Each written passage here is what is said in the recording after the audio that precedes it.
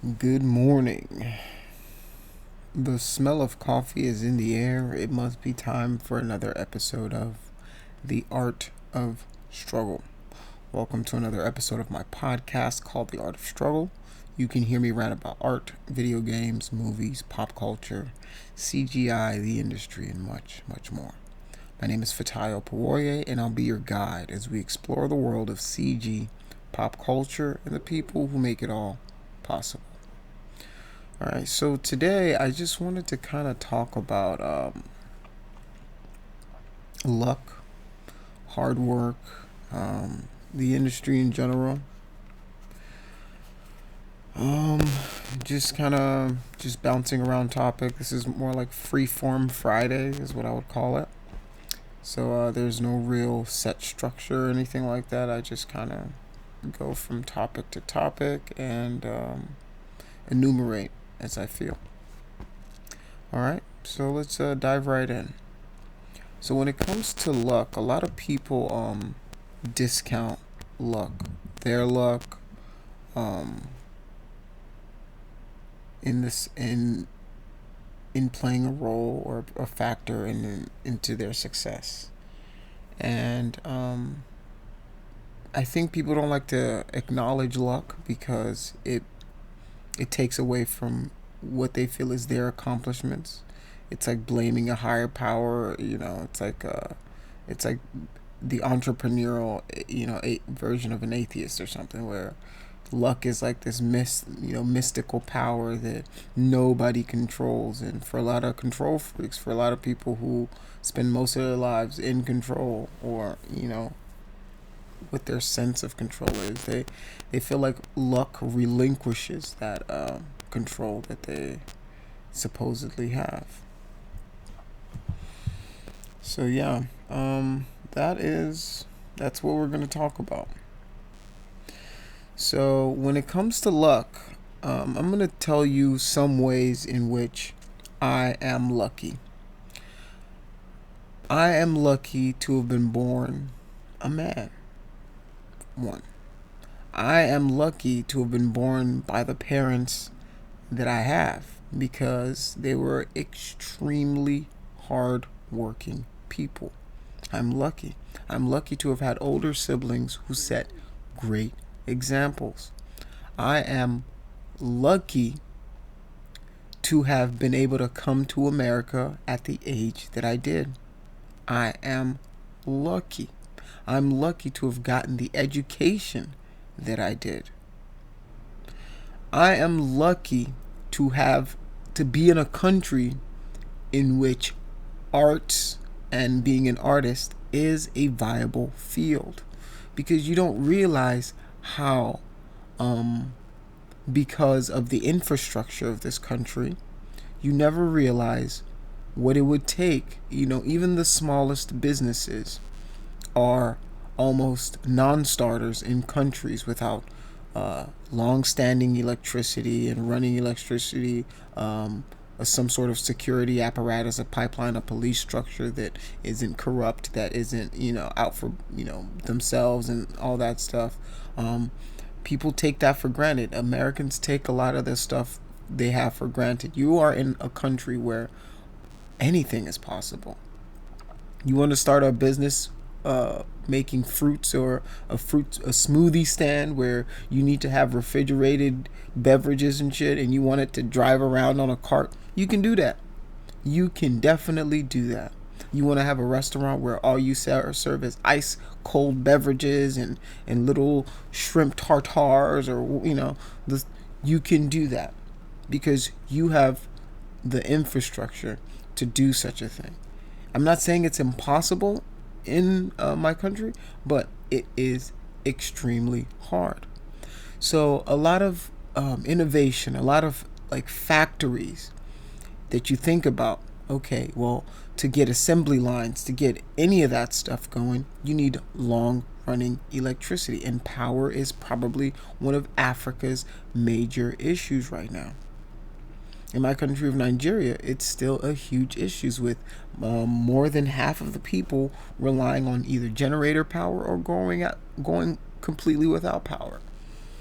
So I count myself very, very lucky in the sense that I was born in a country that whatever business I want to do, it's almost like there's too many options. That's the problem, is that there's too many options. And I'm lucky to be in such a thriving economy. And I don't ever want to take that luck for granted. The thing is, like, I can differentiate between because when I consider what I consider luck is stuff that I didn't do anything for by virtue of me being, who I am, or born to a family. That's not my hard work. That's nothing I did.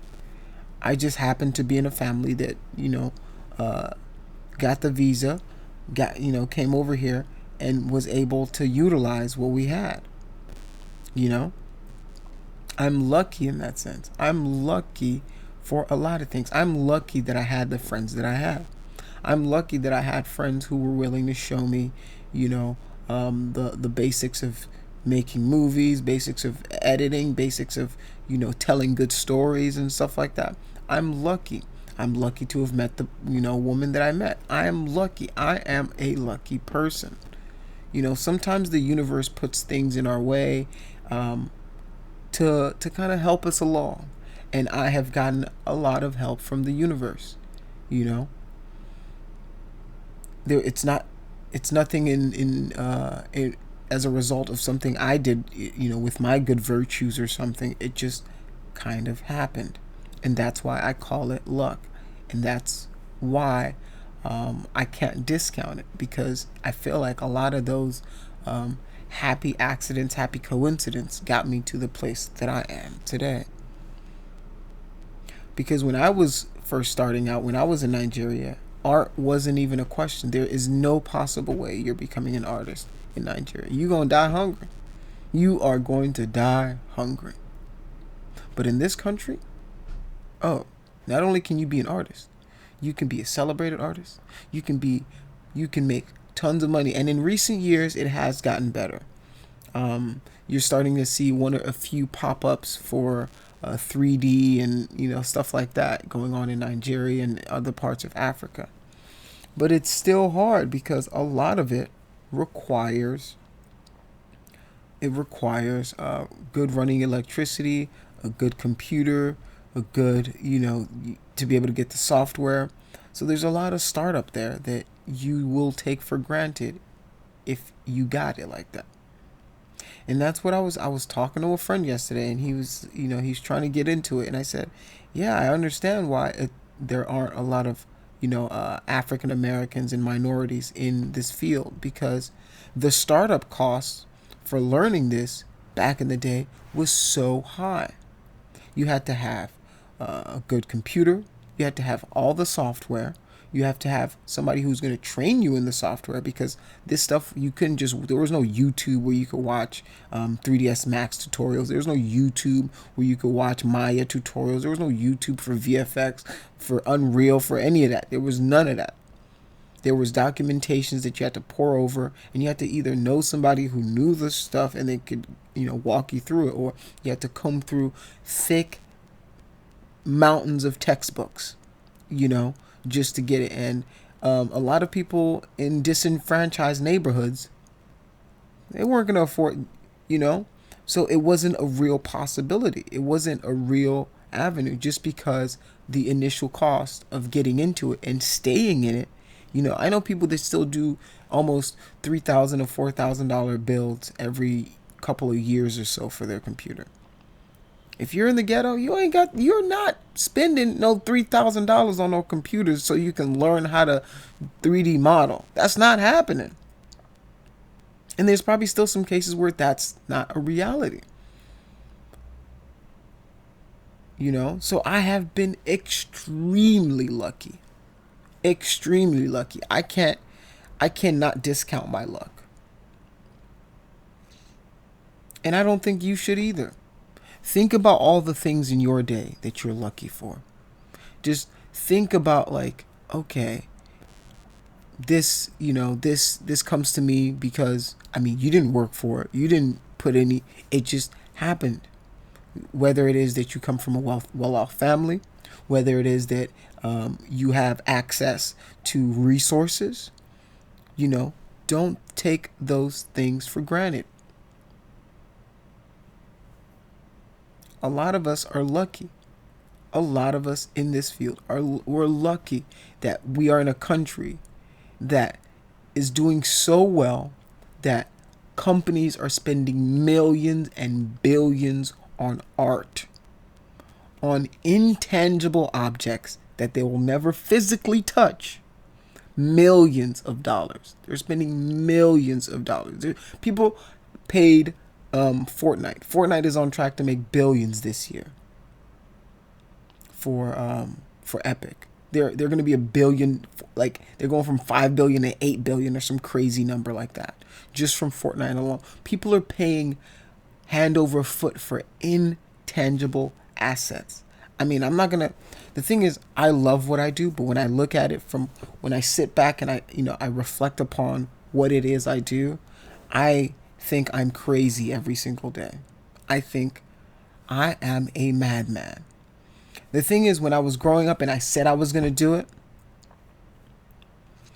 in the back of my mind, I'm thinking, there's no way this is going to work. There is absolutely no way a human being is going to pay me to sit down and just model things and just make stuff, like make intangible. And I was like, maybe my parents are right. Maybe, there's no way. But when as a professional doing it in the industry, I still think I'm insane. I still think it's crazy. And I still think I am the luckiest person on earth because of what I do. I sell people intangible objects. Stuff that you will never grab with your hands. Stuff you can't eat. You can't consume it. Maybe you can consume it with your eyes. But stuff you can't eat, you can't touch. You can't smell it. You can't wear it like a pair of sneakers. You can't put it on like some clothes. You can't wear it like a hat. You can't, it's not, I can make you 3D representation of it. But people will pay money for intangible objects as long as they see the value in it. So I'm lucky to live in a country that allows me to do that. If you don't think that's lucky, I don't know what else is luck then. I have no idea what luck is then. Because that is ridiculous. That I sit on my computer, move around a few polygons, paint a few things, and I throw it up on the marketplace. The other day I got an email from TurboSquid. And TurboSquid, for anybody who doesn't know, is a site where if you make 3D models, you can throw them up and people will buy them. I got an email saying I made $10. I was like, okay. From a model that I did like 3 years ago. Intangible objects. But if you make them valuable, people will come back and buy these things. Because what they're buying a lot of the times is the time-saving effort that it does. Which is, how much am I going to pay you on your day rate to model that? Versus going online, finding somebody who's already modeled something that's it or close to it, and then you can spend like an hour or two fixing it up. So that saves them so much time when it comes to production, because production times are getting shorter and shorter, especially if you're in the commercial / entertainment field. People want their stuff now, rápido. People want their stuff rápidamente. All right? They don't want it. They want it yesterday. So whatever cost saving, whatever time saving activities you can do to make the project go faster, you're going to look like a hero. So if that's going online, finding the models that you need to do, so you don't have to model it in real time, then you're good. You just saved yourself 2 weeks of work.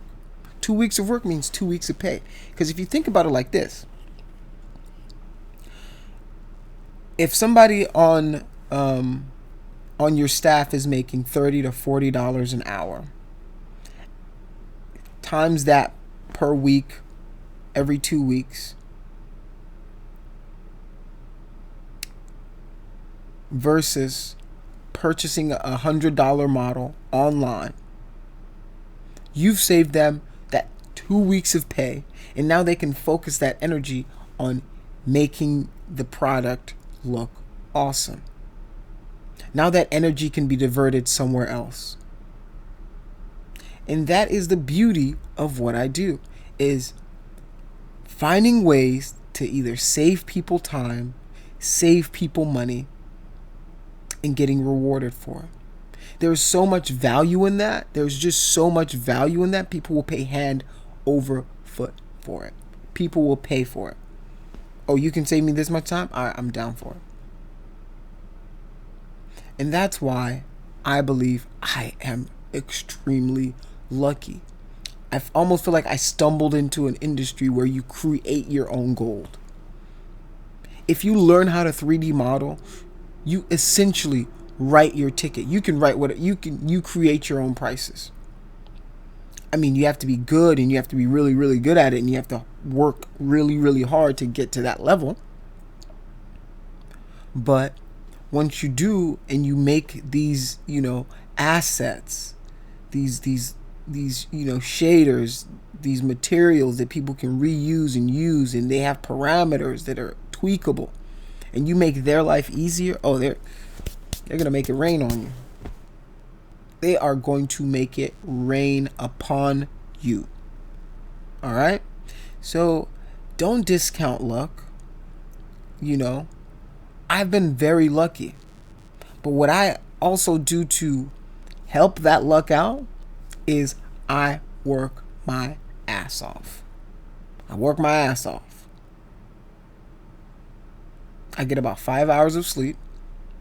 Wake up about 5:30 to 6 a.m. in the morning.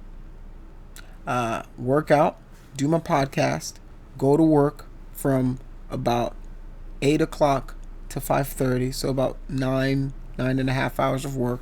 Sometimes I get home, I still have to do some work, so I get a little bit in there, about an hour or two, and then it's back to my own grind, back to my own stuff. So I implore you to definitely take stock of what makes you lucky. Take stock, man, because you are lucky. You're more lucky than you realize. You're a lot luckier than you realize. Your blessings are there. If you're religious, your blessings are there. You're blessed every day. You wake up to breathe free air. This country's free air. You're lucky. The least you can do is utilize that freedom to create something for yourself, to create something for your family, to create something for the next generation that'll keep your family prosperous. And it's, for a lot of minorities, it's easier than ever to get into the industry. It's easier than ever to get into the industry. The hardest part is sustaining yourself in the industry, keeping yourself employed, if that's the route you want to go, and keeping your skills sharp. Because this industry is very fast moving. Very fast moving.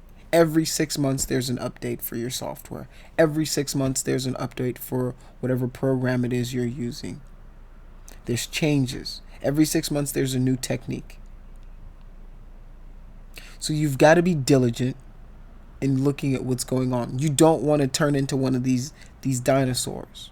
You don't want to turn into somebody who gets left behind by technology because they're still using outdated methods to do renderings or something like that. You don't want to be left behind. You don't want to latch onto a software so much that if it goes belly under, your career goes belly under. That is what you don't want to do. So work your ass off, work hard. Think about where you want to be, what avenue you want to enter in, and then attack it. That's all you got to do. Attack, attack, attack.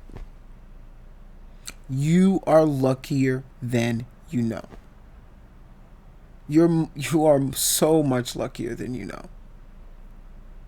When I was growing up, we grew up under a guy named Sani Abacha. You can look him up. He was pretty much a military dictator. You know, we had curfews. You could only go to, school a certain time. There were military blockades, military checkpoints everywhere you went.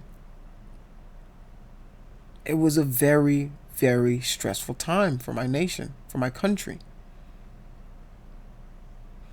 And I pray America never has to go through anything like that. Because it is depressing. It takes hold of your soul. Your will to do anything. So I think Americans are very lucky. I am an American. I am very lucky. I'm very lucky that a country like this exists. So count your luck, count your blessings. Don't underestimate luck. Because I hear a lot of people say, man, I wasn't lucky, I work hard. Yes, okay, yes, we get it. You worked extremely hard to get where you are. But you are lucky for a lot of things as well. There's a lot of luck that played into where you are today. If you ever read that book, Outliers by Malcolm Gladwell, he pretty much talks about luck and how Bill Gates was lucky to have been in a place where he was, to have his parents work in a place where they had like one of the first computers, in all of DC. How hockey players, if you're born in a certain time of the year, you're lucky because you are old enough to join the camp and you have more chances of being in the major league version of NFL or NHL, whatever that is, in NHL, because they pick a certain age. So you've either grown enough or you're strong enough to join the team, or, and then the cycle starts again over the next year. So that's why most NHL players are born during a certain month. I think it's August or something like that. But yeah, so he talks about outliers and how luck plays into their success. And just don't underestimate luck, man. You can be very lucky. But if you couple that luck with hard work and determination, there's no telling where you can go. The sky is the limit, as cheesy as that sounds. As super cheesy as that sounds. So yeah, I want to thank you for listening to my Freeform Friday. Kind of just ranted on for a little bit there. Thank you for listening. Remember, keep making those art gains. Keep drawing, keep painting, keep sculpting, keep dancing, keep singing, keep programming, keep level designing, keep making your VFX, keep writing your stories, keep writing your poems, keep writing your blogs, keep making your podcast, because the life you want is on the other side of your struggle. It's not going to be easy. Some days you're going to want to quit. Some days you do quit. But you got to get back up after every single failure. Every time you fall down, you get your ass back up. Every time you fall down, you get your ass back up. Because if it's worth getting there, then it's worth getting up every single time, every single day. It's worth it. Nothing in life worth having, nothing in life worth having ever comes easy. If anybody tells you it comes easy, they're fucking lying to you. They are lying to you. Because people who get things the easy way generally don't end up appreciating what they have.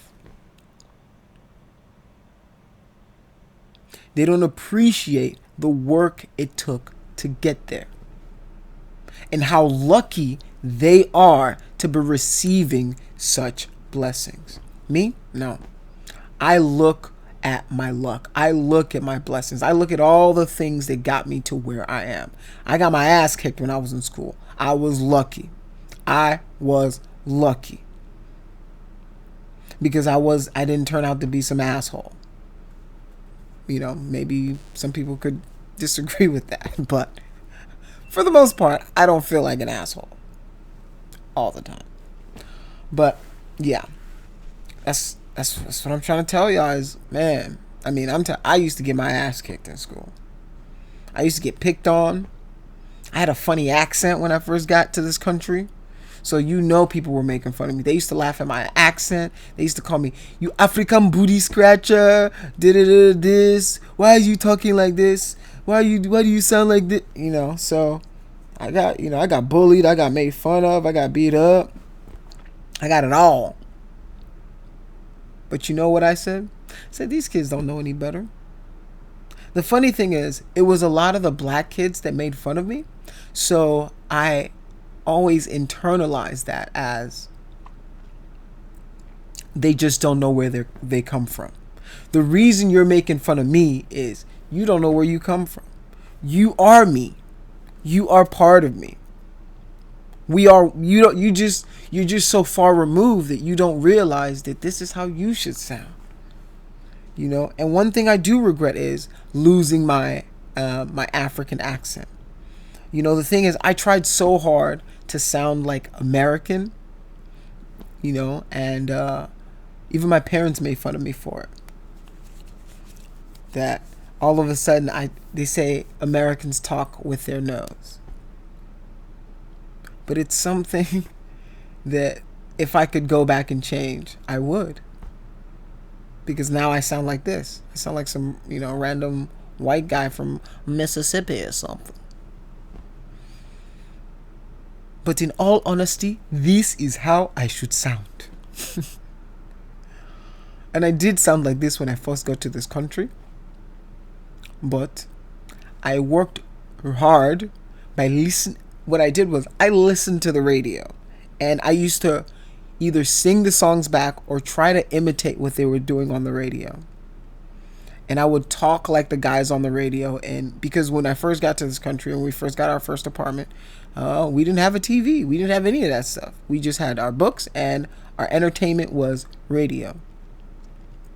So that's how I learned my Americanized English. Was I listened to the radio and I would mimic everything they said. The radio announcers, the DJs, the music. I would mimic all of it in the American accent. I would try over and over to say it right. And if it didn't sound like what they said, I was like, no. I do it again. But what that did was it washed out that part of me. Even though I still speak my language, I still, understand. I can still go back and conversate with everybody. I did it to fit in with people who should have been trying to fit in with me. And I will regret that for the rest of my life. Once again, sorry this rant went overboard, but I want to thank you again for listening to The Art of Struggle. I want to thank you for tuning in. You can catch any of these episodes on the iTunes, Pocket Casts, Spotify, Anchor, pretty much wherever you get your podcasts. My name is Fatai. This is The Art of Struggle, and I'm signing out. pretty much because I got to go to work. So, catch you later, guys.